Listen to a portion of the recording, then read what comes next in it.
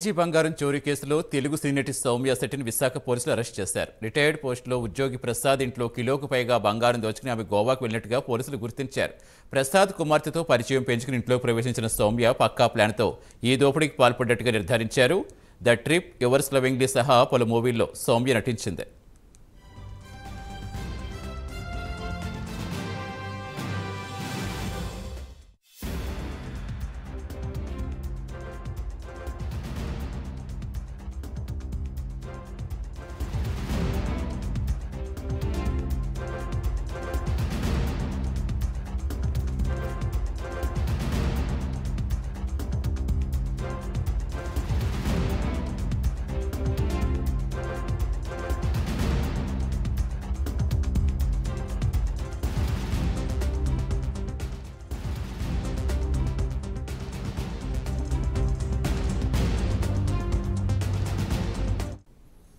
KG బంగారం చోరీ కేసులో తెలుగు సినీ నటి సౌమ్య శెట్టిని విశాఖ పోలీసులు అరెస్ట్ చేశారు. పూర్తి సమాచారం మా కరెస్పాండెంట్ సిరాజ్ లైవ్లో జాయిన్ అవుతున్నారు. సిరాజ్, అసలు ఎలా నిర్ధారించారు? పోలీసులు ఏం చెప్తున్నారు? సౌమ్య శెట్టి స్టార్టింగ్లో కొన్ని సినిమాలో అవకాశాలు వచ్చాయి. అవకాశాల తర్వాతకి ఆమె ఉన్నటువంటి సడన్గా మళ్ళీ సినిమాలో కనిపించలేదు. ఉన్నటువంటి మళ్ళీ సడన్గా గోవాలో దర్శనం ఇచ్చింది.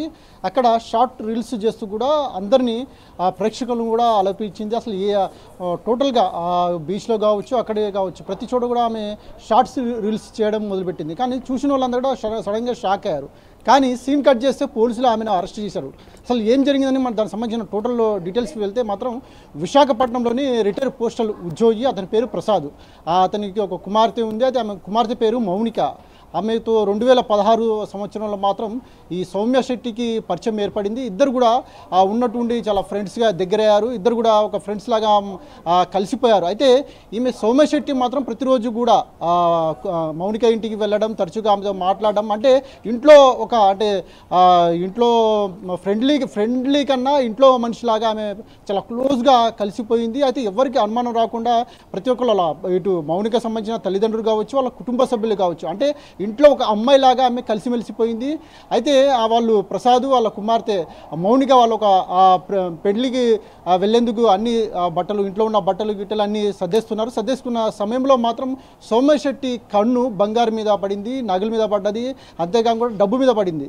ఆమె ఉన్నటువంటి సడన్గా బీరువాలో ఉన్న దాదాపు చూసుకుంటే కేజీ బంగారం దాకా ఆమె చోరీ చేసింది. చోరీ చేసిన అనంతరం కూడా ఆమె బాత్రూంలోకి వెళ్ళి దాక్కుంది. అయితే మౌనిక, అంటే ఈమె సౌమ్య శెట్టి వెళ్ళి బాత్రూంలో దాక్కుని దాదాపుగా అర్ధగంట వరకు బయటికి రాకపోవడంతో మౌనిక చాలాసేపు వరకు కూడా తలుపులు కొట్టింది. తలుపులు కొట్టిన అర్ధగంట తర్వాతకి బయటికి రావడం జరిగింది. ఏంది ఇంతసేపు లోపల ఏం చేస్తున్నారని చెప్పేసి కూడా ఆమె మౌనిక అడగడంతో, లేదు వాష్రూమ్లో ఉన్నానని చెప్పేసి కూడా చెప్పింది.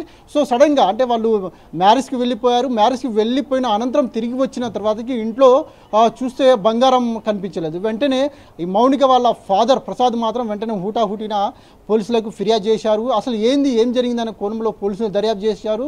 అయితే టోటల్గా ఇంట్లో ఉన్న పని మనుషులు కావచ్చు, వాళ్ళ ఇంటికి వచ్చే రాకపోకల మీద ప్రధానంగా దృష్టి సారించారు. అసలు వాళ్ళ ఇంటికి ఎవరెవరు వచ్చారు, ఎవరెవరు పోయారు, అంటే వీళ్ళు ఊరికి వెళ్ళిన టైంలో ఇంట్లో ఎవరైనా వచ్చారా, దొంగలు ఎవరైనా పడ్డారని కూడా దర్యాప్తు చేపట్టారు. అంతేకాకుండా బీరువాకు సంబంధించిన లాకర్స్ ఏమైనా బ్రేక్ చేశారా, ఇంటికి సంబంధించిన లాకర్స్ ఏమైనా బ్రేక్ చేశారని దర్యాప్తు చేపట్టారు. కానీ లాకర్స్ కావచ్చు, అదేవిధంగా ఇంటి తలుపులు కావచ్చు, ఎక్కడ కూడా బ్రేక్ కాలేదు. కానీ ఇంట్లో ఉన్న బంగారపు వస్తువులు మాత్రం మాయమయ్యాయి. వెంటనే పోలీసులు రంగం దిగిన పోలీసులు మాత్రం 11 బృందాలుగా విడిపోయిన పోలీసులు మాత్రం ఇంట్లో పని మనుషులతో పాటు సౌమ్య శెట్టిని కూడా పోలీసులు అదుపులో తీసుకుని విచారించారు. విచారణలో మాత్రం సంచలన విషయాలు బయటపడ్డాయని చెప్పుకోవచ్చు.